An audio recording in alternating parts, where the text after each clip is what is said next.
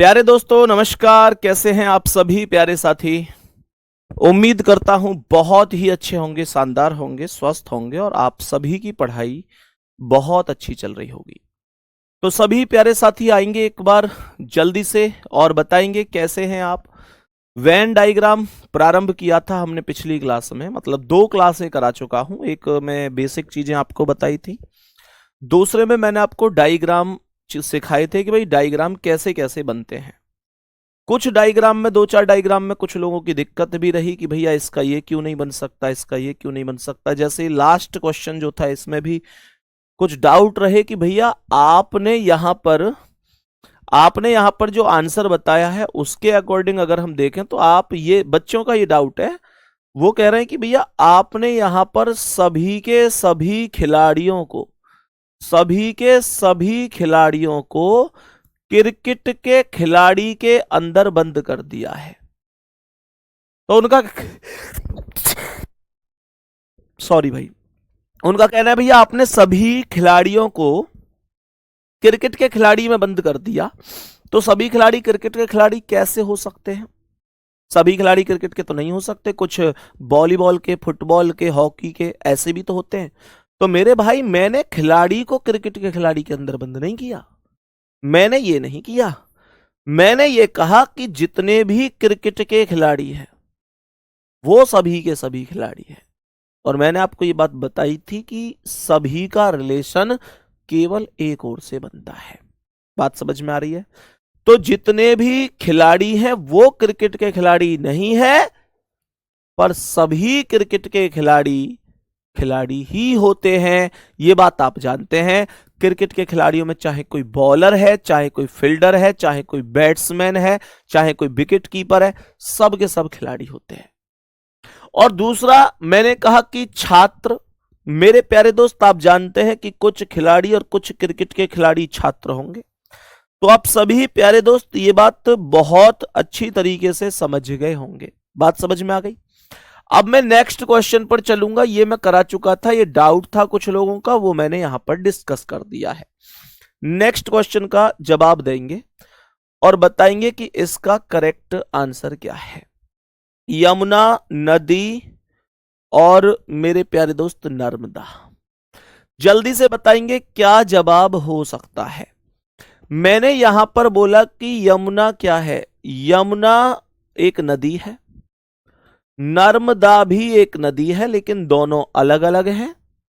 और ये दोनों की दोनों नदियां हैं, तो ये दोनों की दोनों नदियां हो जाएंगी और करेक्ट आंसर ए ऑप्शन हो जाएगा। कोई दिक्कत तो नहीं है। अब मैं प्रत्येक क्वेश्चन के साथ पूछता चलूंगा कि बताओ कोई समस्या तो नहीं है, फिर कोई दिक्कत नहीं आएगी। मेरे प्यारे दोस्त अब देखो, हर एक को मैं बहुत आराम से यहाँ पर डिस्कस करता हुआ चलूंगा, तो उम्मीद करता हूं आप ये बात समझ गए होंगे। मैंने कहा नेक्स्ट क्वेश्चन क्या है? समुद्री जानवर झींगा और वालरस। मेरे प्यारे दोस्तों हमेशा एक बात ध्यान रखना कि जो झींगा है वो भी समुद्र में पाया जाता है, झींगा भी समुद्र में पाया जाता है और वालरस भी समुद्र में पाया जाता है। अब आप लोग कहो कि भैया झींगा का वालरस से कोई रिलेशन है? तो वालरस अलग है, झींगा अलग है, ये दोनों बिल्कुल अलग हैं। लेकिन ये दोनों के दोनों समुद्री जानवर हैं, समुद्र के अंतर्गत आते हैं। पहला ऑप्शन राइट आंसर होगा। और मेरे प्यारे दोस्तों डाउट नाम की कोई चीज इसमें आपको बची नहीं होगी। बात ओके हुई? नेक्स्ट अगला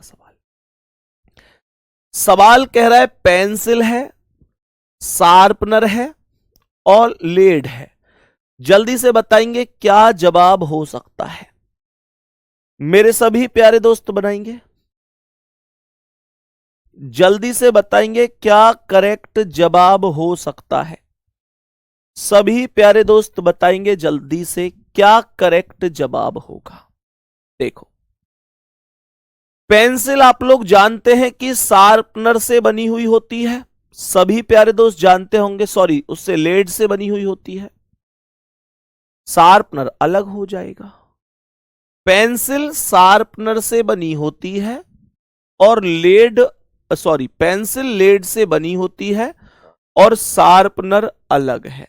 शार्पनर अलग है, तो करेक्ट आंसर डी ऑप्शन हो जाएगा।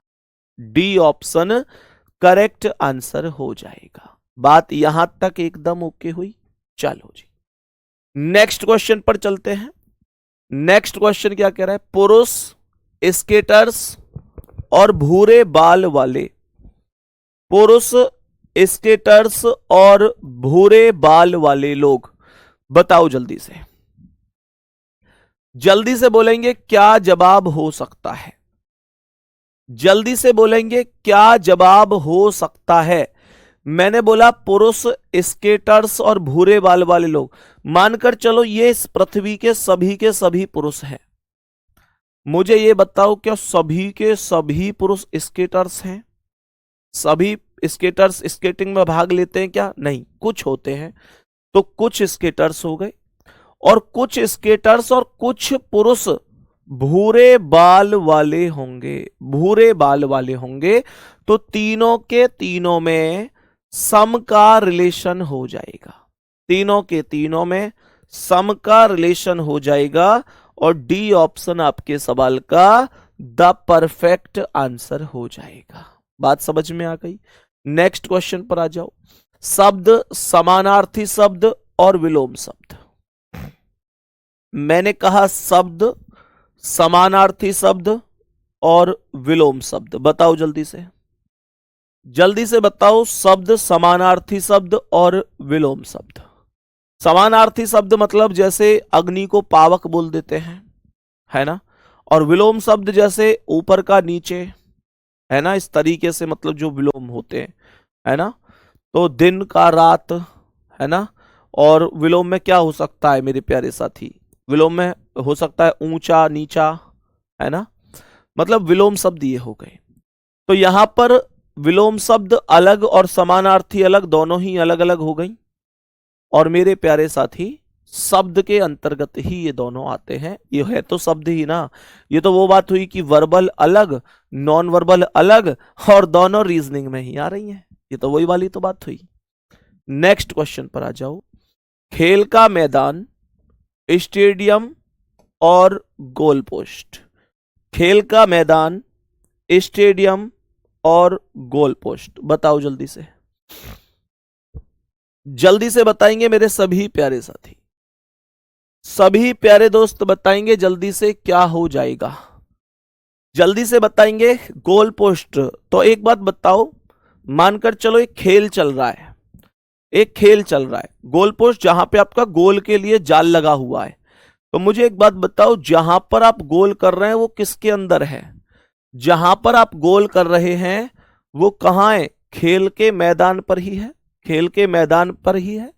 तो गोल खेल के मैदान पर, और खेल का मैदान भी कहां है? स्टेडियम में। खेल का मैदान भी कहां है? स्टेडियम में। दोबारा से सुनेंगे। आपने जहां पर गोल करना है वो कहां है? वो कहां है? खेल के मैदान में। और खेल का मैदान कहां है? स्टेडियम में। तो जो करेक्ट आंसर होगा वो ये वाला ऑप्शन हो जाएगा। ऑप्शन नंबर सी राइट जवाब हो जाएगा। आगे बढ़ते हैं। नेक्स्ट, ईंट, घर और पुल। सवाल कह रहा है ईंट, घर और पुल का करेक्ट जवाब क्या है? जल्दी से बताएंगे। ईंट, घर और पुल का करेक्ट जवाब क्या हो जाएगा? मेरे प्यारे साथियों ध्यान से देखो, मैंने बोला ईंट, घर और पुल का करेक्ट जवाब। तो आप लोग जानते हैं कि ईंट, पहले मान के चलो ये घर है। क्या घर का और पुल का कोई लेना देना है? पुल, मेरे प्यारे साथी, पुल और घर का कोई लेना देना है? सर पुल और घर का तो कोई लेना देना नहीं है। पुल अलग है, घर अलग है। कुछ ईंटें पुल में लगी होती हैं, कुछ ईंटें घर में लगी होती हैं। तो करेक्ट आंसर यहां पर ये आ जाए, करेक्ट आंसर। अब कुछ लोग कह रहे हैं कि सी सही है। मेरे प्यारे गुड्डा, आप लोग थोड़ा सा यार थोड़ा सा दिमाग से सोचा करो। एक चीज बताओ, आप सभी से मैं कह रहा हूं, सभी प्यारे भाई बहन ध्यान से सुनना। मैंने कहा कि ये घर है, ये पुल है। क्या घर और पुल ईंटों के अंदर है? मुझे ये बताओ, मुझे ये बताओ, क्या घर और पुल ईंट के अंदर है? अगर तुम्हारी ये बात मान भी लूं तो मुझे ये बताओ, क्या ईंट के अंदर पुल है, ईंट के अंदर पुल है, या पुल के अंदर ईंट है? मतलब क्या ईंट अंदर है पुल के, या पुल अंदर है ईंट के? बताओ मुझे, ये बताओ, ईंट अंदर है पुल के या पुल अंदर है ईंट के? बताओ मुझे, ए बात सही है या बी बात सही है? जल्दी से बताओ, अभी अभी समझ में आ जाएगा तुमको। मैंने ये कहा, क्या मैंने ये कहा ईंट अंदर है पुल के, तो एक बात बताओ, ए सही है। और मैंने कहा अगर पुल अंदर है ईंट के, मेरे प्यारे गुड्डा, पुल अंदर होगा क्या ईंट के? पुल अंदर होगा क्या ईंट के? पुल ईंट के अंदर नहीं होगा, ईंट अंदर होगी पुल के, ईंट अंदर होगी पुल के। तो इसका मतलब आप ईंट को बाहर नहीं रख सकते। घर और पुल ईंट के अंदर नहीं है, ईंट घर और पुल के अंदर है। इस वजह से सी नहीं होगा, तो करेक्ट आंसर बी होगा। डाउट ओके हुआ तो थम्स अप करो कि हां जी समझ में आ गया है, समझ में आ गया है। अगर डाउट ओके हुआ है तो जल्दी से एक बार थम्स अप करके बता देंगे। नेक्स्ट अगला सवाल कह रहा है भाषा हिंदी और मलयालम, भाषा हिंदी और मलयालम, बताओ जल्दी से। भाषा हिंदी और मलयालम, इसका तो नॉर्मल ये वाला डायग्राम बन ही जाना है, क्योंकि हिंदी अलग भाषा है, मलयालम अलग भाषा है, और दोनों भाषाएं ही होती हैं, तो इसका तो ये वाला डायग्राम बनना ही बनना है। हिंदी मलयालम और भाषा में ये दोनों आ जाते हैं। प्यारे साथी, उम्मीद है आपको समझ में आया होगा। नेक्स्ट क्वेश्चन पर आ जाओ, इसे जरा ध्यान से देखना। कभी कभी ऐसे भी क्वेश्चन आपको देखने को मिल जाते हैं, इसे थोड़ा सा ध्यान से समझना प्रिय साथी। ऐसे क्वेश्चन भी आपको देखने को कई बार मिल जाते हैं। क्वेश्चन क्या है, एक बार सभी साथी ध्यान पूर्वक इसे समझने की कोशिश करेंगे, सभी साथी इसे समझने की कोशिश करेंगे। देखो क्या कह रहा है, दिए गए आरेख में यहां पर टोटल नंबर ऑफ बस इन गिवन फिगर, आरेख, इस आरेख में बसों की कुल संख्या कितनी है? सवाल कह रहा है कि बसों की कुल संख्या कितनी है। इसमें यह नहीं बोला इसने कि ये नहीं होना चाहिए, वो नहीं होना चाहिए, इसने कहा है टोटल बस बता दो बस। देखो, जो ट्राइंगल है वो टैक्सी को रिप्रेजेंट कर रहा है, जो सर्कल है वो वाहन को रिप्रेजेंट कर रहा है, और जो यहां पर ये है, इसे वर्ग मानो, आयत मानो, जो भी मानो, ये रिप्रेजेंट कर रहा है बस को, ये बस को रिप्रेजेंट कर रहा है। तो इसका मतलब ये हुआ इसके अंदर जितनी भी चीजें हैं वो सब बस को दर्शाती हैं। हालांकि अब जैसे 4 है या 6 है, वो ऐसा है टैक्सी को भी रिप्रेजेंट, 6 जो है वो टैक्सी को भी रिप्रेजेंट कर रहा है, जो 4 है वो टैक्सी को भी कर रहा है, वाहन को भी कर रहा है, बस को भी कर रहा है। लेकिन उसने टैक्सी और वाहन के लिए कहीं भी मना नहीं किया है, मना नहीं किया है। इसका मतलब यह हुआ कि बस के अंदर की सभी वैल्यू जोड़ दी जाएंगी। 4 6 ऐसे समझो, क्या लिख रहा है, 6 लिख रहा है सर, 4 लिख रहा है सर, 2 लिख रहा है सर, 3 लिख रहा है। इसमें 6 4 10, 2 12 और 3 15 होगा। 15 का मतलब है ए ऑप्शन करेक्ट आंसर हो जाए। 15 मेरे सवाल का राइट आंसर होगा, कोई डाउट नहीं है। आसानी से समझ में आया दोस्त? मेरे सभी प्यारे भाई बहन बोलेंगे भैया जी आसानी से समझ में आया है। अब ध्यान से सुनना नेक्स्ट पॉइंट, इसे ध्यान से सुनना। सवाल बहुत प्यारा है, पहले इनके अर्थ को आप लोगों को समझना है कि इनका अर्थ क्या है। तो सवाल को ध्यान से सुनेंगे कि अर्थ क्या है और कैसे करना है इस प्रश्न का राइट आंसर। इस प्रश्न का राइट आंसर कैसे करना है सुनो। कह रहे ट्राइंगल कांच को रिप्रेजेंट करता है, जो ये वर्ग है फोन को रिप्रेजेंट करता है, और जो सर्कल है वो कलम को रिप्रेजेंट करता है। मैंने क्या बोला? कितने कांच, फोन और कलम दोनों हैं। इसने कहा कांच तो होने ही चाहिए, साथ में फोन और कलम दोनों होने चाहिए। इसका मतलब यह हुआ कि इसे एक ऐसे मान की तलाश है जो दोनों में कॉमन है, जो दोनों में तीनों में कॉमन है। तो तीनों में कौन कॉमन है? जो 11 है, आप देखेंगे तो ये सर्कल में भी मौजूद है। जो 11 है आप देखेंगे तो ये सर्कल में भी मौजूद है। आप देखेंगे तो ये ट्राइंगल में भी मौजूद है मेरे साथी, ये ट्राइंगल में भी मौजूद है, ट्राइंगल में भी मौजूद है, और ये इसमें भी मौजूद है। मैंने कहा तो करेक्ट आंसर क्या है? करेक्ट आंसर क्या है? करेक्ट आंसर प्यारे दोस्तों यहां पर 11 हो जाएगा। बी ऑप्शन करेक्ट जवाब हो जाएगा। कोई दिक्कत या परेशानी किसी को? कोई दिक्कत या परेशानी नहीं है ना? नेक्स्ट क्वेश्चन का आंसर बताओ। यहां पर थोड़ा सा ध्यान से देखेंगे क्या जवाब हो सकता है। जो ये वाला सर्कल है टायर को रिप्रेजेंट करता है, जो ये वाला आयत है गेंद को रिप्रेजेंट करता है, और जो ट्राइंगल है वो बल्ला को रिप्रेजेंट करता है, बल्ला को रिप्रेजेंट करता है। क्या कह रहा है पहले ये सुनो।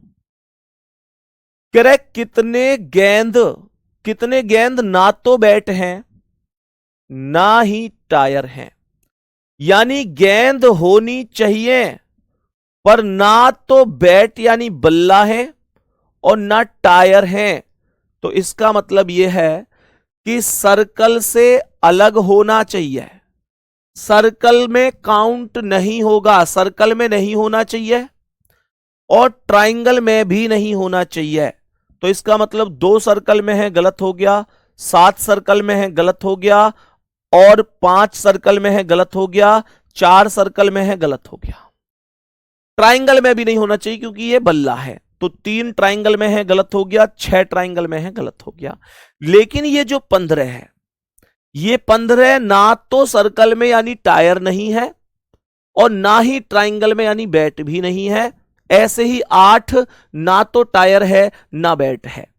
तो इसका मतलब यह हुआ कि 15 और 8 को अगर जोड़ के लिखूंगा तो ये केवल बॉल है, केवल गेंद है। इसका मतलब यह हुआ मेरे प्यारे साथी कि मैंने 15 प्लस 8 को जोड़ दिया, 15 और 8 23 बना दिया। यही 23 करेक्ट आंसर हो गया, राइट आंसर हो गया। नेक्स्ट अगला सवाल। सवाल को ध्यान से सुनेंगे मेरे सभी प्यारे भाई बहन। सवाल कह क्या रहा है थोड़ा सा ध्यान से सुनेंगे। क्या कह रहा है? दिए गए आरेख में कितने सरीसृप न तो स्तनपायी हैं न ही उभयचर हैं? कितने सरीसृप होने चाहिए पर स्तनपायी नहीं होने चाहिए और ना ही उभयचर होने चाहिए? तो मैंने यहां पर बोला मेरे प्यारे साथियों, इसका मतलब यह है कि केवल आपको एक ऐसा अंक चाहिए जो केवल और केवल सरीसृप में हो, बाकी कहीं भी मौजूद ना हो। तो मेरे प्यारे साथी ना तो उभयचर में होना चाहिए ना स्तनपायी में। 5 गलत है क्योंकि ये ट्राइंगल में आ रहा है अर्थात उभयचर में। 4 भी गलत है क्योंकि ट्राइंगल में आ रहा है। 8 भी गलत है क्योंकि ये स्तनपायी में भी आ रहा है सर्कल में। 14 करेक्ट आंसर होगा, 14 राइट आंसर है। करेक्ट जवाब डी ऑप्शन हो जाएगा। सबको ये बात समझ में आ गई? कोई दिक्कत या परेशानी तो नहीं है?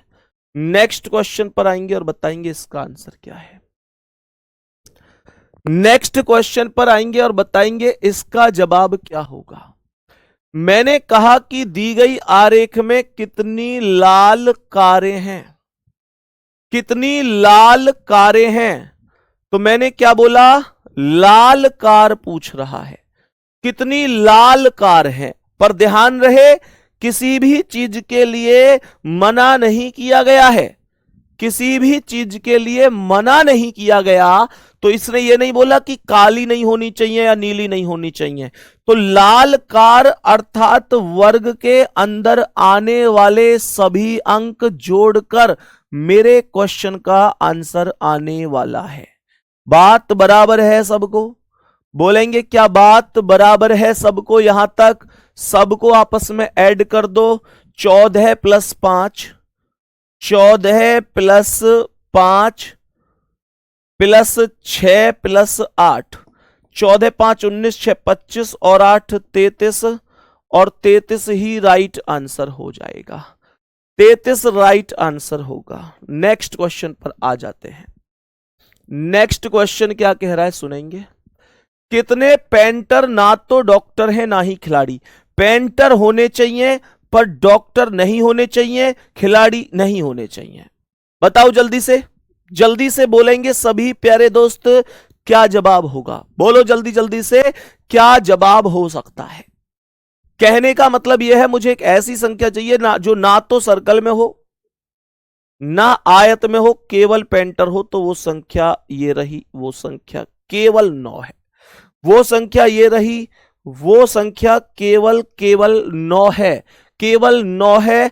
तो इसका मतलब हुआ कि बी ऑप्शन आपका राइट जवाब है। बी ऑप्शन आपका राइट जवाब है। आगे बढ़ो साथी नेक्स्ट क्वेश्चन पर। कह रहा है कि वो कौन सा क्षेत्र है उसका पता लगाएं जो शिक्षित और नियोजित है। शिक्षित है, नियोजित है, लेकिन नौकरी में पक्के नहीं है। मेरे प्यारे दोस्त, शिक्षित है मतलब एजुकेटेड है। मैंने कहा एम्प्लॉय है, एम्प्लॉय है, बहुत बढ़िया, नियोजित हो गया। मैंने कहा पर नौकरी में पक्का नहीं है, यानी कंफर्म इन जॉब नहीं है, नौकरी में पक्का नहीं है। तो इसका मतलब ट्राइंगल से बाहर हो और बाकी दोनों में कॉमन हो। सभी साथी बताएंगे ट्राइंगल से बाहर हो और बाकी दोनों में कॉमन हो। जल्दी से बोल दो, ट्राइंगल से बाहर हो बाकी दोनों में कॉमन हो। तो भाई ट्राइंगल से बाहर बाकी में कॉमन, एक तो ये बी है और एक ये डी है। ट्राइंगल से बाहर है, इस सर्कल और इस सर्कल में कॉमन है। सर क्या एफ नहीं होगा? यार एफ तो ट्राइंगल में आ रहा है, गलत है। सर सी नहीं होगा? सी एजुकेटेड नहीं है, यानी इसमें नहीं है। और ए एम्प्लॉयड नहीं है। तो बी और डी अर्थात option number C correct answer हो जाएगा। करेक्ट आंसर प्यारे साथी हो जाएगा। बात समझ में आई? बोलेंगे जल्दी से, बात यहां तक समझ में आई है? बताओ भाई, जल्दी जल्दी बोलो। एक बार सभी मेरे प्यारे दोस्त पुष्टि करेंगे इस चीज की, क्या यहां तक सब चीजें समझ में आई हैं? नेक्स्ट क्वेश्चन पर आते हैं, बताएंगे इसका क्या आंसर है। सवाल कह रहा है कि उन शिक्षकों का पता लगाएं, उन शिक्षकों का पता लगाएं, शिक्षक यानी कि टीचर्स, जो डॉक्टर हैं लेकिन भारतीय नहीं है। डॉक्टर तो हैं लेकिन भारतीय नहीं है। कहने का मतलब यह है कि इस वाले सर्कल से बाहर होना चाहिए, इस वाले सर्कल में, इस वाले सर्कल में, यानी डॉक्टर हो, और इस वाले सर्कल में कॉमन होना चाहिए, कॉमन होना चाहिए। पर ध्यान रहे इसमें नहीं होना चाहिए। तो इसमें अगर मैं देखूं 2 3 6 5, ये सब तो इंडियन वाले सर्कल में आ रहे हैं, तो ये तो हो नहीं सकते, हाँ या ना? तो फिर कॉमन कौन है? केवल 4 कॉमन है, केवल 4 कॉमन है। कहने का मतलब समझ में आया? मतलब ये हुआ कि इस रेड जोन से बाहर होना चाहिए, इस रेड जोन से बाहर होना चाहिए। तो मेरे प्यारे साथी ऐसा 4 है, ये करेक्ट आंसर है। ये करेक्ट आंसर हो जाएगा, कोई दिक्कत नहीं है। नेक्स्ट क्वेश्चन पर आ जाओ, नेक्स्ट क्वेश्चन पर आ जाओ, बताएंगे इसका जवाब क्या है। इस प्रश्न को ध्यान से देखेंगे, क्या जवाब होगा क्वेश्चन नंबर 58 का। क्वेश्चन नंबर 58 का क्या जवाब होगा। यहां पर सर्कल लेडीज को दर्शाता है, टीचर्स को ट्रायंगल दर्शाता है और आयत को अनमैरिड पर्सन दर्शाता है, और मुझसे कह रहा है कि क्या आंसर हो सकता है। सुनो ध्यान से, मैंने क्या बोला सर 5 होगा, कुछ गलत कर दिया क्या मैंने। कह रहा है जो डॉक्टर हैं, सवाल कर रहा हूं उन शिक्षकों का पता लगाएं जो डॉक्टर हैं लेकिन भारतीय नहीं है। अरे मेरे भाई 5 क्यों होगा, 5 क्यों होगा। ये जो एक है ये कह रहा है जो डॉक्टर हैं उन शिक्षकों का पता, क्या ये शिक्षक है, एक शिक्षक है, एक शिक्षक थोड़ा ही है, इसलिए गलत है। 5 नहीं होगा मेरे दोस्त, कहां चक्कर में फंस गए। ये जो एक है ये डॉक्टर है पर शिक्षक थोड़ी है। उसने कहा शिक्षक कितने हैं जो डॉक्टर नहीं है पर जो डॉक्टर हैं पर भारतीय नहीं है, सही है। तो ये जो एक है ये डॉक्टर तो है पर शिक्षक नहीं है, इस वजह से गलत है। जो 7 है वो शिक्षक है पर डॉक्टर नहीं है, इस वजह से गलत है। 4 कॉमन है, इस वजह से सही था। नेक्स्ट, कितनी विवाहित महिलाएं शिक्षक हैं। करेक्ट, कितनी विवाहित महिलाएं। तो मैंने कहा ये तो अनमैरिड है, यानी कि ये तो आयत में नहीं होना चाहिए, आयत से बाहर होना चाहिए, आयत में नहीं होनी चाहिए, क्योंकि उसने यहां पर क्वेश्चन बोला कितनी विवाहित महिलाएं। उसने बोला कितनी विवाहित महिलाएं, कितनी विवाहित महिलाएं, पर ये कौन है, ये अनमैरिड पर्सन, ये अविवाहित है, तो आयत में नहीं होना चाहिए। और कितनी विवाहित महिलाएं शिक्षक हैं, तो महिलाएं यानी लेडीज, शिक्षक मतलब टीचर, दोनों में कॉमन कौन है, दोनों में कॉमन 3 है, और यही 3 आपके सवाल का आंसर है। कर लोगे ऐसे सवाल, जल्दी जल्दी से बोलो एक बार, क्या ऐसे सवाल कर सकते हो। थम्स अप कहां है तुम्हारे, जल्दी जल्दी बताओ, कर सकते हो। नेक्स्ट क्वेश्चन पे आओ। निम्नलिखित आरेख से उन अशिक्षित व्यक्तियों की संख्या ज्ञात करो जो बुद्धिमान नहीं है। कह रहा है उन अशिक्षित व्यक्तियों की संख्या क्या है, अशिक्षित व्यक्तियों की संख्या जो बुद्धिमान नहीं है। उन अशिक्षित व्यक्तियों की संख्या क्या है जो बुद्धिमान नहीं है। ध्यान से सुनना, यहां पर ये एजुकेटेड है, एजुकेटेड, और इसका मतलब होता है शिक्षित, पर उसने यहां प्रयोग किया है अशिक्षित। सर्कल किस चीज का है, ट्राइंगल या जो भी है वो किस चीज का है, लेकिन क्वेश्चन में बोला क्या है, इन दोनों बातों में आपको अंतर समझ लेना है। जैसे इसने बोला उन अशिक्षित व्यक्तियों की संख्या बताओ, लेकिन अगर मैं सर्कल में कोई चीज ढूंढने लग गया तो सर्कल किस चीज का है, वो तो शिक्षित का है, एजुकेटेड का है। इसका मतलब मुझे एजुकेटेड नहीं, मुझे अनएजुकेटेड चाहिए, अशिक्षित चाहिए, तो मैं इस वैल्यू को काट दूंगा। फिर मैंने बोला जो बुद्धिमान नहीं है, कहने का मतलब इंटेलिजेंट भी नहीं होने चाहिए। तो बताओ कितने व्यक्ति हैं ऐसे जो ना तो एजुकेटेड हैं ना इंटेलिजेंट है, क्योंकि अशिक्षित बोला है, तो इसका मतलब एजुकेटेड को हटा दिया है। तो ऐसी संख्या है 42, ऐसी संख्या है 42, और यही होगा करेक्ट आंसर। ऐसी संख्या 42 है और यही आपके सवाल का करेक्ट आंसर हो जाएगा। बात सबको समझ में आ गई। क्वेश्चन क्या कह रहा है बड़े ध्यान से पढ़ना है। कई बार बच्चा यहां पर देखता है राइट लगा देता है, ढंग से नहीं पढ़ पाता है, लेकिन एक एक शब्द को ठीक से पढ़ना है आप लोगों को। नेक्स्ट क्वेश्चन, और ये लास्ट क्वेश्चन रहेगा मेरे प्यारे साथी, ये लास्ट क्वेश्चन रहेगा आप लोगों के लिए इस टॉपिक का, और फिर ये टॉपिक हो जाएगा हमारा समाप्त। सैटरडे में क्लास नहीं चली थी क्योंकि 10 बजे से यूट्यूब पर आपकी राहुल सर की क्लास चली थी, और एक टाइम पर 2 क्लासें मेरे प्यारे दोस्त नहीं चल पाती हैं, ठीक है ना। तो सभी प्यारे दोस्त, क्योंकि 2 क्लास चलेंगी तो फिर आप लोग कहोगे भैया कौन सी करें अब, इस वजह से वो क्लास नहीं हो पाई थी। बताएंगे इस प्रश्न का क्या आंसर होगा।